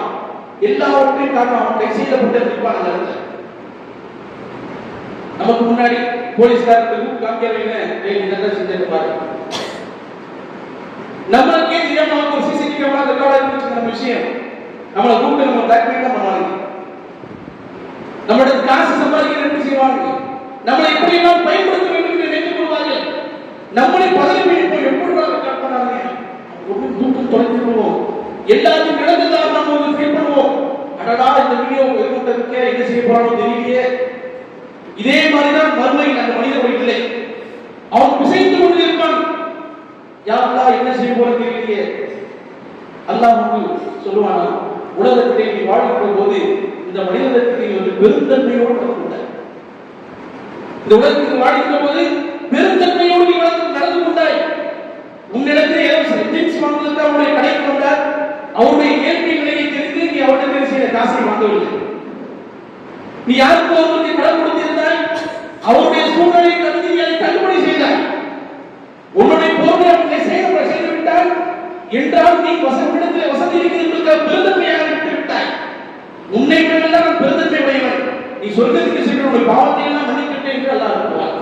அந்த கூட்டத்தில் நாமும் இருக்க வேண்டும். இது யாரோடு? உலகத்தில் வாழ்கின்ற போது மனிதர்களோடு நல்ல முறையில் நடந்து கொண்டவர்கள். அப்போ மனிதர்களோடு எப்படி இருக்கிறோம் என்பது மிக முக்கியமான அம்சம். தக்குவா என்பது அங்குதான் வெளிப்படும். தௌபா அங்கீகரிக்கப்படுவதும் அதை வைத்துதான். சாலிஹானவர்கள் என்ற பட்டியலில் எழுதப்படுவதும் அதை வைத்துதான். தொழுகையும் நோட்டும் ஜக்காத்தும் இதனுடைய அவுட்புட், இதுதான் இன்புட். இதனுடைய அவுட்புட் பார்த்தீங்கன்னா இது மனிதர்களுக்கு தான் வெளிப்படும். என்னதான் அல்லாஹ் சுப்ஹானஹு வ தஆலா கொடுங்கள், நோன்பு நோக்குங்கள், ஜகாத்தை வழங்குங்கள், ஹஜ்ஜை செய்யுங்கள் என்று சொன்னாலும் இதனுடைய அவுட்புட் எங்கே இருக்குன்னா மனிதர்கள் மீது தான் விடுகிறது. மனிதர்கள் மீது எப்படி நடந்து கொள்கிறோம் என்பதை மீது தான் இருக்கிறது. நான் தொழுகிறேன், ஆனால் என்னுடைய தாய் தந்தையருக்கு நல்ல முறை நடந்து கொள்ள என்று சொன்னால் அல்லாஹ்வுடைய நேசத்தை பெற முடியாது. நான் நோன்பு வைக்கின்றேன், சக நண்பர்களோடு நல்ல முறை நடந்து கொள்ளவில்லை என்று சொன்னால் அல்லாஹ்வுடைய நேசத்தை பெற முடியாது. நான் தகத்துடைய தொழுகை கொள்கின்றேன், தொடர்ச்சியாக கொண்டிருக்கிறேன், ஆனால் ஊரில் உள்ள எல்லோருக்கும் கோபத்தை சம்பாதித்து வைத்திருக்கிறேன் என்று சொன்னால் நம்மால் அல்லாஹ்வுடைய நேசத்தை பெற முடியாது. அது அல்லாஹ்வுடைய நேசத்தை பெறுவதற்கு செய்த அமலுக்கு ஏற்ற போல் நாம் மக்களிடத்தில் நல்ல பெயர் வாங்கியிருக்க வேண்டும். நல்ல ஒரு அப்ரோச்மெண்ட் நமக்கு இருக்கும். இவர்கிட்ட நான் அப்ரோச் பண்ணலாம், இவர்கிட்ட என்னுடைய விஷயங்களை சொல்லலாம், என்னுடைய ரகசியத்தை இவர்கிட்ட சொல்லலாம், இவருக்கு என்னுடைய அமானியத்தை பேசலாம் என்கின்ற சூழலில் மக்கள் நம்மை கருத வேண்டும். நான் இறந்து விட்டேன் என்று சொன்னால் எனக்கால் கண்ணை அடிக்கக்கூடியவங்க இருக்க வேண்டும். நான் இறந்து விட்டேன் என்பதை சுப செய்தியாக இருக்கக்கூடாது. நான் இறந்து விட்டால் துக்க செய்தியாக இருக்க வேண்டும். இதோ இறந்து விட்டோமே நல்ல மனிதனை என்கின்ற நிலையில் ஒரு மனிதன் இறந்து விட்டு செல்வான் என்று சொன்னால் அவனுக்கு நிச்சயமாக அல்லாஹ்வுடைய நேசம் இருந்து கொண்டிருக்கிறது. அல்லாஹ் திருமறை குர்ஆனில் இன்னொரு இடத்தில் சொல்லி காட்டுகிறான், இன்னல்லாஹ யுஹிப்புல் முஹ்சினீன், நன்மை செய்யக்கூடிய மக்களை அல்லாஹ் ரொம்ப நேசிக்கிறான். எனவே சகோதரர்களே, தீமை செய்தால் அல்லாஹ்வுடைய தக்தீரை பாருங்க. ரசூல் ஸல்லல்லாஹு அலைஹி வஸல்லம் சொன்னார்கள், ஒரு மனிதன் தீமையை செய்தால் அல்லாஹ் ஒரு தீமை என்றுதான் சொல்கிறார், எழுதுகிறார். அல்லாஹ்வுடைய கருணையான பார்வையை பாருங்க. நாம ஒரு தீமையை நினைக்கிறோம், செய்யலன்னா மேட்டரே கிடையாது. அல்லாஹ் அது மேட்டர் இருக்க மாட்டான். செய்யணும், நினைக்கணும், இதெல்லாம் செய்யணும் அப்படின்னு நினைக்கணும் தீமையை, ஆனா செய்யவில்லை, அல்லாஹ் பட்டியலில் எழுத மாட்டாங்க. செஞ்சிட்டா ஒரு தீமையாக எழுதப்படும். அந்த நன்மை எப்படி கிடையாது. நன்மையை நினைத்தாலே எழுதப்படும். நினைச்சாங்கே போதும்.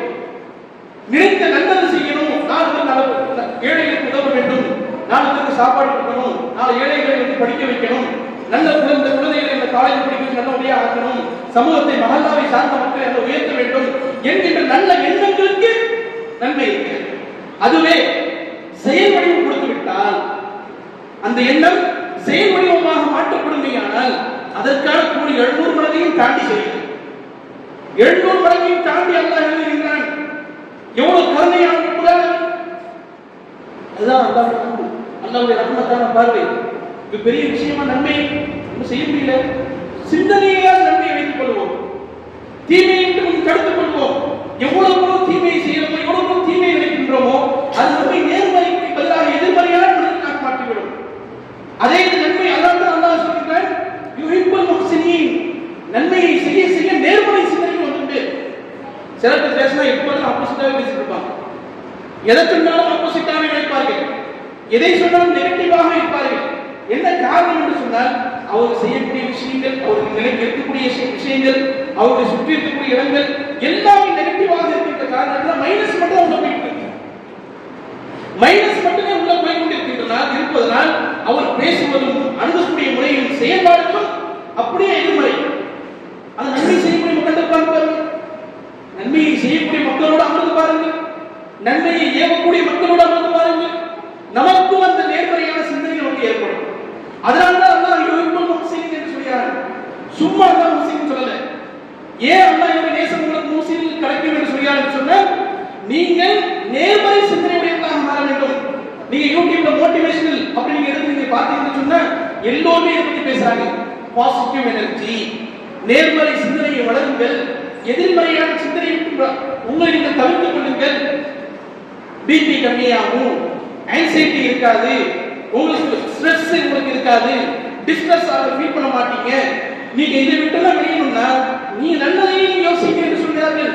உளவியலாளர்கள் என்ன சொல்றாங்க, ஒரு நாளைக்கு நீங்க நிம்மதியாக இருக்கிற அந்த நாளை நீங்க கொண்டு போக வேண்டுமே. ஆனால் ஒரு நாள் நீங்க முடிச்சதுக்கு அப்புறம் காலையில் நீங்க வேக்கப் ஆனதுக்கு அப்புறம் நீங்க யாருக்காச்சும் ஒரு சதக்கா சேரிட்டியை கொடுங்க.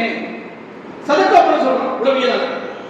சதக்கா என்று சொன்னால் ஒரு புன்சிரிப்போ அல்லது ஒரு நல்ல ஒரு வார்த்தையோ அல்லது ஒரு ஏழைக்கு ஒரு உணவு கொடுப்பதோ அல்லது ஒரு மரத்தை நடுவதோ இப்படி ஏதாவது நன்மை செய்து அந்த நாளை துவங்குங்கள்.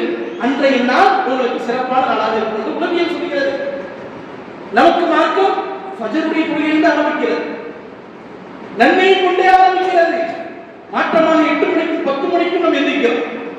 என்ன நடக்கும்? முழுக்க எதிர்மறையான சிந்தனைகளோடு இதே ஃபஜ்ருடைய தொழுகைவிட்டு சஜிதாவில் காலை நேரத்தில் அல்லாஹ்வின் மீது என்னுடைய கிரீடத்தை அப்படியே அல்லாஹ்வுடைய சன்னிதானத்தில் வைத்து அவனுக்கு சஜிதா செய்தவனாக வெளியே வருகின்ற போது என்னுடைய மூளையில் என்னுடைய மைண்ட் செட் கம்ப்ளீட்டாக பிளஸ் ஆகுது. பாசிட்டிவ் எனர்ஜி மட்டுமே நமக்கு இருக்கும். அதனால தான் அல்லாஹ் யுஹிப்புல் முஹ்சின் என்று சொல்கிறார். நன்மை செய்து ஆரம்பி. அப்ப என்னுடைய நேசம் உங்களுக்கு வர ஆரம்பித்துவிடும். உங்களுடைய சிந்தனைகள் மாறிவிடும். ஆகையால் என்னுடைய சகோதரிகளே நாம் என்றைக்கு ஒரு நாளை தூங்குகின்ற போது நன்மையோடு காரியத்தை ஆரம்பிப்பதற்கு நாம் முயற்சி செய்ய வேண்டும். எடுத்த எடுப்பிலேயே திட்டுறது, எடுத்த எடுப்பிலேயே இணையாம இருக்க அப்படின்னு பேசுவது, எடுத்த எடுப்பிலேயே கணவன் மனைவியை திட்டிக் கொண்டு எழுவது அல்லது மனைவி கணவனை திட்டிக் கொண்டு எழுவது அல்லது குழந்தையை திட்டியவர்களாக அல்லது குழந்தை தாய் தந்தையை திட்டியவர்களாக இப்படி நம்ம வைத்து பயப்படாது. சாங் கேட்டு இருக்கிறது பிக் பாஸ் மாதிரி இப்படி ஒரு ட்ரெண்டை ஆரம்பிச்சு பிக் பாஸ் மாதிரி ஒரு சாங் கேட்டே தான் எழுதிப்பார். இப்படி ஒரு ட்ரெண்ட் இன்னைக்கு நமக்குள்ளே வந்து கொண்டிருக்கிறது. இப்படி எதிர்மறையான தீமைகளை வளர்க்கக்கூடிய விஷயத்தை விட்டு அப்படியே அப்பால் எழுதிக்கிட்டு அல்லாஹ் அக்பர் என்று பாங்கு சொல்கிறது. அந்த ஃபஜ்ருடைய பாங்கு அதான் அஸ்ஸலாத்து கைர் மினன் நௌம் அப்படின்னு சொல்லும்போது அந்த பாசிட்டிவான விஷயத்தை காதில் கேட்டுக்கொண்டு எழக்கூடிய மனிதனுக்கு அந்த எதிர்மறையான சிந்தனையை விட்டு அவனுக்கு கட்டவிழ்த்து அப்படிங்கிறது சுத்தமாக ஷைத்தான் யாராவது முழுக்க எதிர்மறையானவன். நபி ஸல்லல்லாஹு அலைஹி வஸல்லம் சொன்னார்களா இல்லையா? ஒவ்வொரு நாளும் தூங்கப்படுகின்ற போது 3 முடிச்சு போடப்படுகிறது. 3 முடிச்சு போடப்படுகிறது.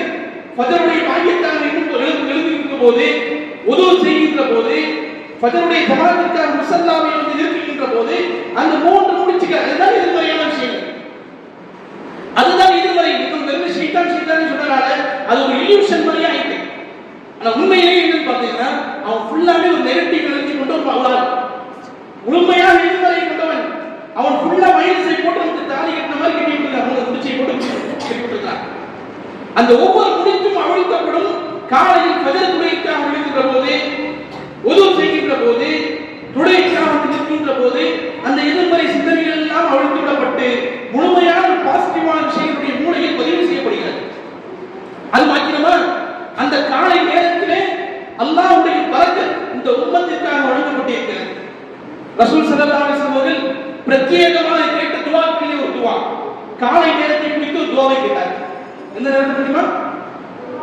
ஃபஜ்ருடைய நேரத்தில் இந்த உம்மத்திற்காக கேட்டார்கள். அல்லாஹும்ம பாரிக் லி உம்மத்தி ஃபீ புகூரிஹா. யா அல்லாஹ், என்னுடைய உம்மத்திற்கு காலை நேரத்தில் பரக்கத் செய்வாயாக. ஒவ்வொருவரும் உங்களுடைய மனசை தொட்டு நீங்கள் உங்களையே கேட்டுக்கொள்ளுங்கள். யாரெல்லாம் நான் இதுவரைக்கும் ஃபஜ்ருடைய தொழுகை காலை நேரத்தில் எழுந்தவர்களாக என்னுடைய வேலையை நான் துவங்கி இருக்கிறேன், ஃபஜ்ரை தொழுதவனாக நான் நேரத்தை நான் ஆரம்பித்திருக்கிறேன், என்னுடைய வாழ்வை ஆரம்பித்திருக்கிறேன் என்று ஒவ்வொருத்தரும் யாரும் யாரை பற்றியும் யோசிக்க வேண்டாம். அவனை ஃபஜ்ர் தொழுத மாட்டான் அப்படி யாரை பற்றி யோசிக்க வேண்டாம். உங்களை நம்மை நாமே கேட்டுக்கொள்வோம். என்னுடைய நாள் ஃபஜ்ரை கொண்டு ஆரம்பிக்கப்படுகிறதா இல்லது வெறுமனே 10 மணிக்கும் 8:30க்கும் ஸ்கூலுக்கு போறதுக்கு முன்னாடியும் காலேஜுக்கு போறதுக்கு முன்னாடியும் வியாபாரத்துக்கு முன்னாடியும் செல்கிறார். ஆனால் ரசூல் ஸல்லல்லாஹு அலைஹி வஸல்லம் சொன்னார்கள், காலை நேரத்தில் உம்மத்திற்கு பரக்கத் செய்வாயாக. இந்த உம்மத்ங்கிற வார்த்தை முஸ்லிம் நான் முஸ்லிம் எல்லாரும் தான், எல்லோரும் தான். இன்றைக்கு இஸ்லாம் அல்லாத சகோதரர்களை பாருங்கள், எனக்கு தெரிந்து காலை நேரத்தில் தங்களுடைய வழிகளை துவங்குகிறார்கள், காலை நேரத்தில் தங்களுடைய சவுண்டை ஓபன் பண்ணுகிறார்கள்.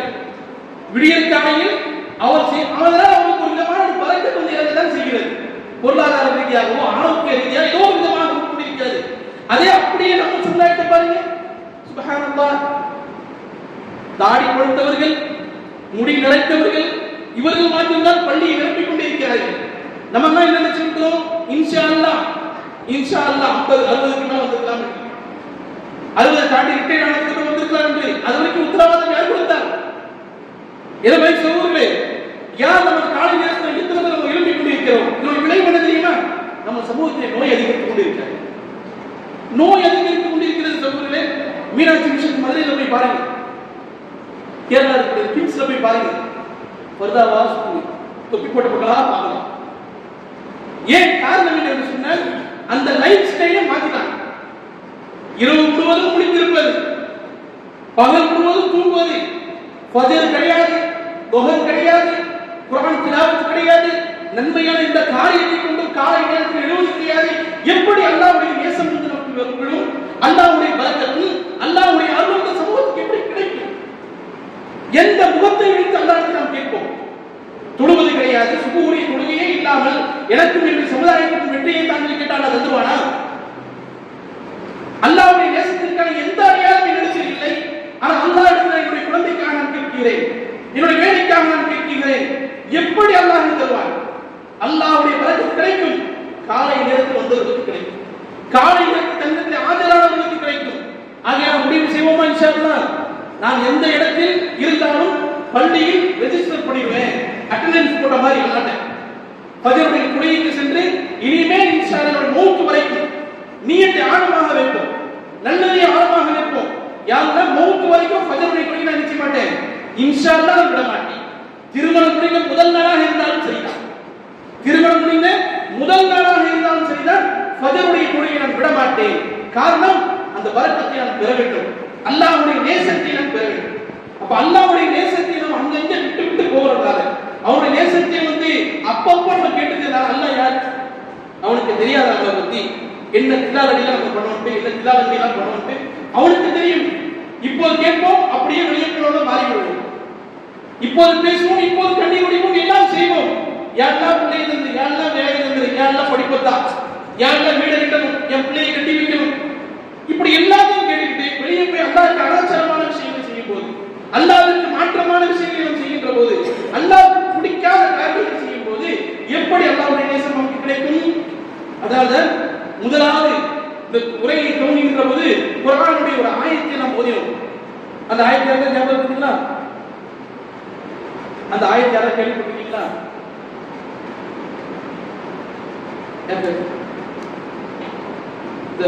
அந்த சலவாத்தை ஓதிட்டு ஒரு குர்ஆனுடைய ஒரு ஆயத்தை ஓதும்.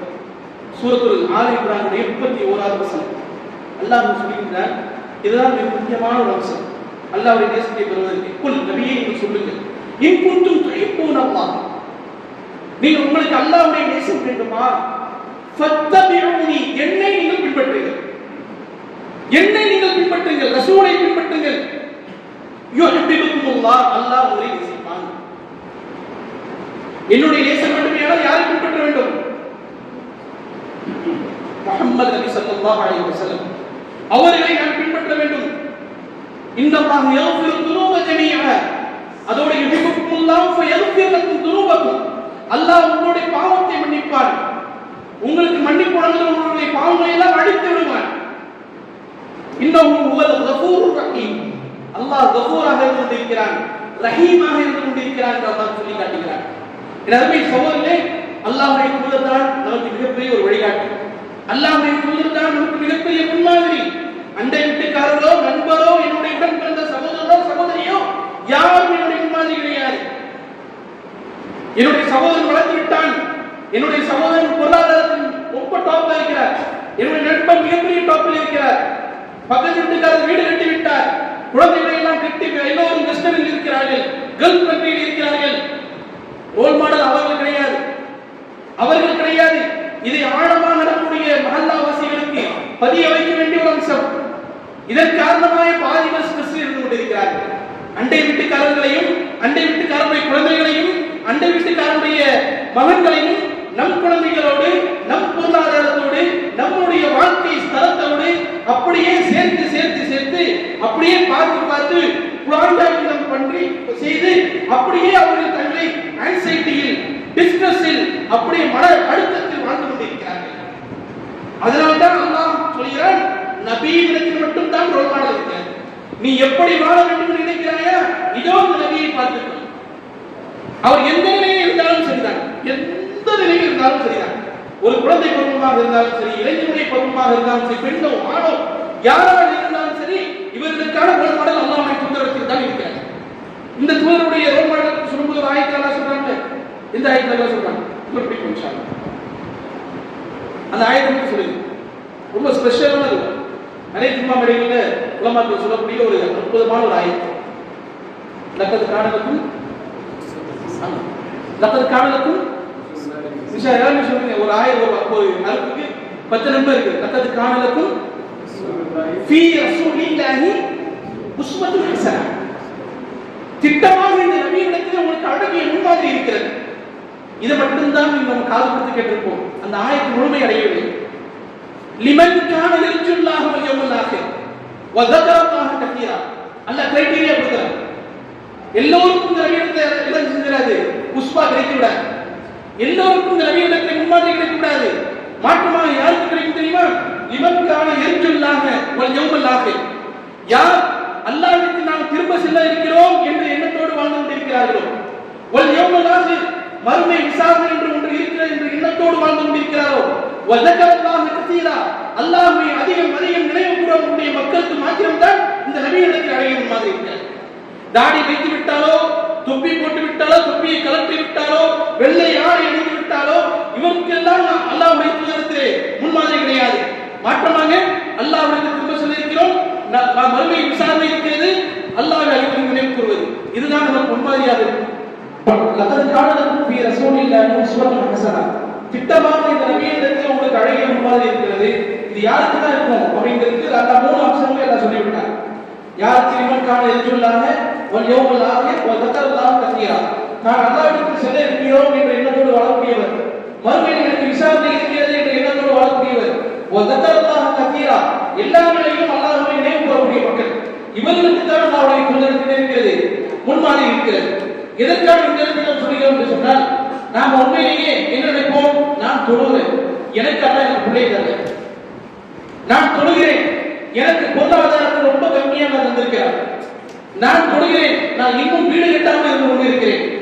நான் தொழுகிறேன், என் பிள்ளைக்கு இன்னும் எனக்கு சரியான வரவு வரவில்லை. இப்படி எவ்வளவோ நமக்கு ஒரு நம்மை டிஸ்ட்ராக்ட் பண்ணக்கூடிய எத்தனையோ விஷயங்கள் முன்னால் வந்து சென்று கொண்டிருக்கும். என்னத்தை கம்பேர் பண்ணுவோம்? தொழுகிறேன் கிடைக்கல, நோன்பு வைக்கிறேன் எனக்கு கிடைக்கவில்லை, உம்ரா ஹஜ்ஜெல்லாம் செய்துட்டு வந்திருக்கிறேன், எனக்கு இப்படி நடந்து கொண்டிருக்கிறது என்று பக்கத்து வீட்டுக்காரர்கள் சொல்வார்கள். நம்மளும் அப்படியே யோசிப்போம்.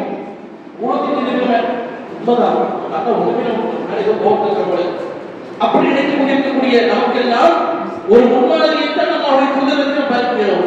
ரசூல் ஸல்லல்லாஹு அலைஹி வஸல்லம் 3 நாட்களுக்கு தொடர்ச்சியாக உணவு பிடிக்கிறவங்க. உண்மையிலே அல்லாஹ்வுடைய நேசர், அல்லாஹ்வுடைய மிகப்பெரிய கபர் இல்லையா? ஹபீபுல்லாஹ் அப்படின்னு சொல்றோம். அல்லாஹ்வுடைய ஹபீப், அல்லாஹ்வுடைய நேசத்திற்குரியவர். இந்த தூதரை அல்லாஹ் சூப்பரா வைக்க நினைச்சா எங்கேயே வச்சிருப்பான். தங்க ஆசனத்தில் அல்லாஹ் வைத்திருப்பான். எங்கோ அற்புதமான ஆடைகளை அல்லாஹ் வழங்கியிருப்பான். விதவிதமான மண்ணு செல்வா போன்ற எத்தனை உணவுகளை தூதருக்கும் சஹாபாக்களுக்கும் அல்லாஹ் வழங்கியிருப்பான். ஆனால் 3 நாட்களுக்கு முன்னே தொடர்ச்சியாக நல்ல உணவை உண்டது கிடையாது. படிக்கிறோம், நமக்கு ஒரு நாளைக்கு 3 வேளை ஒரு வேளை கட்டாலும் கூட நம்மளால தாங்க முடியாது. ஆனால் இந்த தூதருக்கு இந்த முன்மாதிரியாக எடுக்க மாட்டோம். இந்த தூதருக்கு முன்மாதிரி எடுக்க மாட்டோம். உமர் ரலியல்லாஹு அன்ஹு அவர்கள் இந்த சஹாபாக்களே வீரம், ரோஷம், ரொம்ப ஒரு தூரம் சிந்தனை உடையவர், லேசில் அழக்கூடிய மக்கள் கிடையாது உமர் ரலியல்லாஹு அன்ஹு அவர்கள். நம்ம கொஞ்சம் எமோஷனலா ஒரு வீடியோ பார்த்தா கூட அழுதுருவோம், எமோஷனலா ஒரு செய்தி கேட்டா கூட அழுது விடுவோம். உமர் ரலியல்லாஹு அப்படிலாம் அழக்கூடிய ஆள் கிடையாது. என்னதான் அழுது புலம்பினாலும் விசாரணை செய்யாமல் ஒரு தீர்ப்பெடுக்க மாட்டார். இப்படிப்பட்ட உமர் ரலியல்லாஹு அன்ஹு அவர்கள் ரசூல் ஸல்லல்லாஹு அலைஹி வஸல்லம் ஒரு முறை தெற்கில் போய் பார்க்கிறார்கள். பார்த்துவிட்டு ரசூல் ஸல்லல்லாஹு அலைஹி வஸல்லம் போது அவருடைய முதுகில் அப்படியே டிரெஸ் கலத்தி மேனியோடு, அந்த உடல் மேனியோடு டிரெஸ் இல்லாமல் மேலாடை இல்லாமல் ரசூல் ஸல்லல்லாஹு அலைஹி வஸல்லம் அந்த பேரித்தவரை கைத்தால் கட்டப்பட்ட அந்த பெட்டில் படுத்துவிட்டு அந்த கட்டலில் படுத்துவிட்டு இருக்கிறார்கள். அதனுடைய மாறுகள் எல்லாம் ரசூல் ஸல்லல்லாஹு அலைஹி வஸல்லம் முதுகில் இருக்கிறார். இதை பார்த்த உடனே உமர்ல அழுது வந்தது. கொஞ்ச நேரம் நெத்தியை போட்டுக்க கூடாதா, சொன்னா நாங்க வாங்கி தர மாட்டோமா அப்படிலாம் கேட்கிறாங்க. அப்போதுதான் ரசூல் ஸல்லல்லாஹு அலைஹி வஸல்லம் நமக்கு வாழ்க்கை இந்த உலகத்துடைய வாழ்க்கை கிடையாது. இதோ நம்முடைய வாழ்க்கை மறுமையுடைய வாழ்க்கை தான் நம்முடைய வாழ்க்கை என்று சொல்கிறார். இந்த முன்மாதிரி நாம யோசிக்க மாட்டோம். கொஞ்சம் ஏசி இருந்தாலும் நம்ம யோசிக்க முடியாது, இருக்க முடியாது. ஒரு நாளைக்கு சாப்பாடு குறைவு ஏற்பட்டால் இருக்க முடியாது. ஒரு வாரத்தில் நான்வெஜ் இல்லைன்னா நம்மளால தாங்க முடியாது. பொறுமை இல்லை, சகிக்கக்கூடிய விஷயம் நம்மிடத்தில் இல்லை. ஆனால் நபியை பற்றி பேசுவோம். எப்படி நமக்கு நபியிடத்தில் முன்மாதிரி கிடைக்கும்? நாம் நபியுடைய விஷயத்தை தொழிலுக்கு மாதிரி முன்மாதிரியாக எடுத்துக் கொண்டிருக்கிறோம். படக்கூடிய கஷ்டத்திற்கு நபியை முன்மாதிரி எடுக்க முடியாது, இருக்கிறது கிடையாது. அப்ப நபியுடைய விஷயத்தில் சந்தோஷமோ துக்கமோ எல்லாத்துக்கும் நாங்கள் முன்மாதிரி இருக்கிறோம். நபிதான் உஹதுடைய போரிலே அவருடைய பல்லு உடைக்கப்பட்டது. நபியாக இருந்திருந்தால் எந்த காயமும் இல்லாமல் தப்பித்திருப்பாரு. நபியாக இருந்திருந்தால் அவருக்கு எந்த பிரச்சனையும் இல்லாமல் தாவா பண்ணி செய்திருப்பார். ஆனால் நபியாக அல்லாஹ் தேர்வு செய்து அனைத்து கஷ்டத்தையும் அல்லாஹ் கொடுக்கிறார். சக்கராத் ஹாலில் கூட சொன்னார்கள், உங்களில் இருவருக்கு கிடைக்கக்கூடிய சக்கராத்துடைய வேதனையை நான் அனுபவித்துக் கொண்டிருக்கிறேன். இன்னலி மௌத்தி சக்கராத், இன்னலி மௌத்தி சக்கராத், சக்கராத்துடைய வேதனை என்பது ஒன்று இருக்கிறது. நான் அனுபவித்துக் கொண்டிருக்கிறேன் என்று ரசூல் ஸல்லல்லாஹு அலைஹி வஸல்லம் சொன்னார்கள். உண்மையிலேயே அல்லாஹ் இந்த உலக வாழ்க்கை தான் ஒரு முக்கியமான வாழ்க்கையாக இருந்திருக்குமேயானால் நபியை ஒரு துளி கஷ்டம் கூட நாம் பார்த்திருப்பார். எதற்காக இந்த பாடலை அல்லாஹ் வைத்தார்? உலகத்தில் வாழ்கின்ற போது மூமினுக்கு இந்த வாழ்க்கை என்பது வாழ்க்கை அல்ல. அல்லாஹும்ம லா ஐஷ இல்லா ஐஷலாக. அஹ்ஸாபுடைய யுத்தத்தின் போது சஹாபாக்கள் எல்லாம் குடிகளை வெட்டிக் கொண்டு கஷ்டப்பட்டுக் கொண்டிருக்கிறார்கள். அந்த நேரத்தில் ரசூல் ஸல்லல்லாஹு அலைஹி வஸல்லம் சஹாபாக்களோடு சொல்லியிருக்கிறார், யா அல்லாஹ், அல்லாஹும்ம அன்சுர் வ முஹாஜிரீன வல் அன்சார். யா அல்லாஹ், முஹாஜிர்களுக்கும் அன்சாரிகளுக்கும் உதவி செய்வாயாக. அல்லாஹும்ம லா ஐஷ இல்லா ஐஷலாக. யா அல்லாஹ், ஆகிரத்துடைய வாழ்க்கையை தவிர வேறு வாழ்க்கையே கிடையாது என்று வாழ்ந்து கொண்டிருக்கிறார்கள்.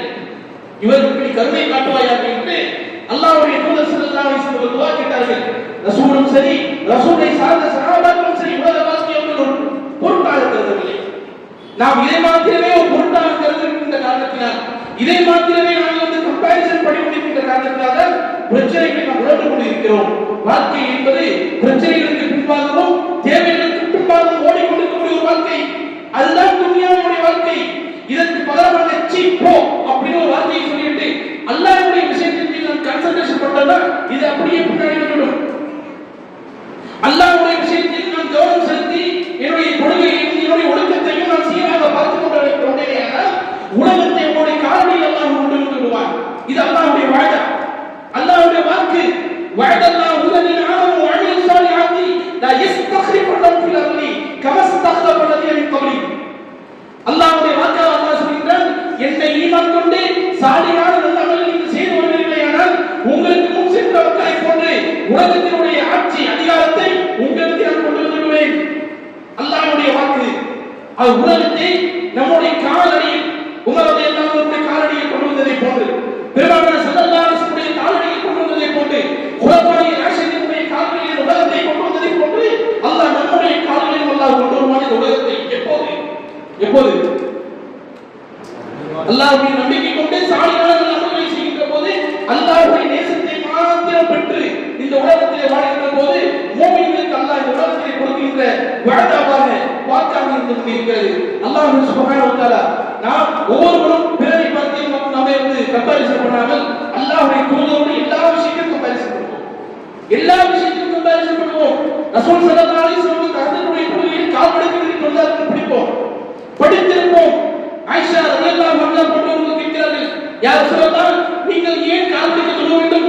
உங்களுடைய முன்பாவங்கள் பின்பாவங்கள் எல்லாம் மன்னிக்கப்பட்டு விட்டது. இன்னா ஃபதஹ்னா லக ஃபதஹன் முபீனா லா யக்ஃபிரு லக அல்லாஹு மா தகத்தம மின் தம்பிக வ மா தஅக்கர். நிச்சயமாக உங்களுக்கு தெளிவான வெற்றியை ரசூலே உங்களுக்கு வழங்கியிருக்கிறேன். என்ன வெற்றி தெரியுமா? உங்களுடைய முன்னால் உள்ள பாவங்கள், பின்னால் இருக்கக்கூடிய பாவங்கள் எல்லாவற்றையும் நான் மன்னித்து விட்டேன். இதுதான் ஒரு தெளிவான வெற்றி. இதை சொல்லி ஆயிஷா ரலியல்லாஹு அன்ஹா கேட்கிறார்கள். ஆனால் ரசூல் ஸல்லல்லாஹு அலைஹி வஸல்லம் என்ன சொன்னார்கள் தெரியுமா? அஃபலா யகூனு அப்தன் ஷுக்கூரா, அல்லாஹ்வுக்கு நான் நன்றி உள்ளவனாக இருக்க வேண்டாமா? என்னதான் நம்முடைய பாவங்களை எல்லாம் அல்லாஹ் மன்னித்திருந்தாலும் அவனுடைய ரப்பு, அவனுடைய எஜமான், அவனுக்கு நான் நன்றி உள்ளவனாக இருக்க வேண்டாம் என்று அல்லாஹ்வுடைய தூதர் ஸல்லல்லாஹு அலைஹி வஸல்லம் சொன்னார்கள். எனவே சோதரே, கால்களுக்கு நின்று தொழுதவர், சுன்னத்தான தொழுகை வைத்தவர், தஹஜ்ஜுத் தொழுகை விடாமல் தொழுதவர்,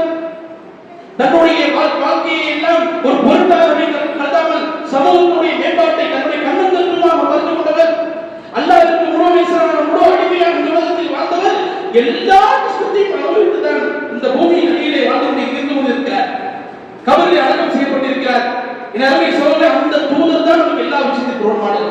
அவரை நம்மோடு நாம் முன்மாதிரியாக அந்த விஷயம் எல்லா விஷயங்களையும் முன்மாதிரியாக எடுத்து கொண்டு நாம் வாழ்கின்ற போது இந்த உலகத்தில் அல்லாஹ் சொல்வதை போன்று இன்னல்லாஹுல் இன்குன்தும் துஹிப்பூனல்லாஹ ஃபத்தபிஊனி, அல்லாஹ்வுடைய தூதரை நாம் பின்பற்ற ஆரம்பித்துவிட்டால் யுஹிப்புக்குமுல்லாஹ், அல்லாஹ் உங்களை நேசத்தை தந்து விடுவான் என்று அல்லாஹ் சொல்கிறார். நேசத்தை தருவதோடு நம்முடைய பாவத்தையும் அல்லாஹ் சேர்த்து மன்னிக்க இருக்கிறார். அல்லாஹ் சுப்ஹானஹு வ தஆலா அந்த தூதரை சரியான முறையிலே அல்லாஹ் சஹாபாக்களை எப்படி நேசித்தார்களோ அதே போன்று நேசிக்கக்கூடியவர்களாக இபாதத்துகளை தூதர் எப்படி செய்தாரோ அதே மாதிரி நாம் செய்ய வேண்டும். தொழுகையை தூதர் எப்படி தொழுதாரோ அதே மாதிரி நாம் தொழ வேண்டும். தூதர் எப்படி நோன்பு வைத்தாரோ அதே மாதிரி நோன்பு வைக்க வேண்டும். தூதர் எப்படி திருமணம் செய்ய சொன்னாரோ அதே மாதிரி திருமணம் செய்ய வேண்டும். தூதர் எப்படி ஒரு ஹலாலான வியாபாரத்தை செய்ய சொன்னாரோ அதை நாம் செய்ய வேண்டும். ஹராமை விட்டு தூதர் எதை நாம் தவிர்த்து வாழ என்று சொன்னாரோ அதை விட்டு நாம் தவிர்த்து வாழ வேண்டும். இப்படி வாழ்க்கையினுடைய ஒவ்வொரு கட்டத்தையும் பார்த்து பார்த்து தூதரோடு வாய்ஸ் பார்த்து நாம் வாழ்வோமே. ஆனால் அல்லாஹ்வுடைய தேசத்தை பெற்றவர்களாக நாம் மாறிடுவோம். அல்லாஹ் சுப்ஹானஹு வ தஆலா அவருடைய தேசத்தை பெற்ற நல்லடியார்கள் என்னையும் உங்களையும் என்னுடைய குடும்பத்தையும் உங்களுடைய குடும்பத்தையும் என்னுடைய சந்ததிகளையும் உங்களுடைய சந்ததிகளையும் என்னுடைய நண்பர்களையும் உங்களுடைய நண்பர்களையும் அல்லாஹ் ஆக்கிடுவானாக. மஹல்லா வாசிகளுக்கு அல்லாஹ் அவருடைய அருளை அல்லாஹ் உடன்பாடாக எல்லோரும் உலகத்தில் வாழ்ந்து வந்திருக்கின்ற போது யா அய்யுஹல்லதீன ஆமனு தக்குல்லாஹ ஹக்க துகாத்திஹி வலா தமூதுன்ன இல்லா வ அன்தும் முஸ்லிமூன். ஈமான் கொண்ட மக்களே, உலகத்திலே வாழ்கின்ற போது அல்லாஹ்வை எப்படி அஞ்ச வேண்டுமோ அந்த முறைப்படி அஞ்சுங்கள், முஸ்லிம்களாக நீங்கள் வந்திருக்க வேண்டாம் என்ற வாக்குக்கு இணையாக இந்த வாழ்க்கை முஸ்லிமாகவே வாழ்ந்து வந்திருக்கக்கூடிய பாக்கியத்தை நம் அனைவருக்கும் அல்லாஹ் தந்தருவானாக. வஆஹிரு தஅவானா அல்ஹம்துலில்லாஹி ரப்பில் ஆலமீன். சுப்ஹானக அல்லாஹும்ம பிஹம்திக அஷ்ஹது அன் லா இலாஹா இல்லா அன்த அஸ்தக்ஃபிருக வ அத்தூபு இலைக்.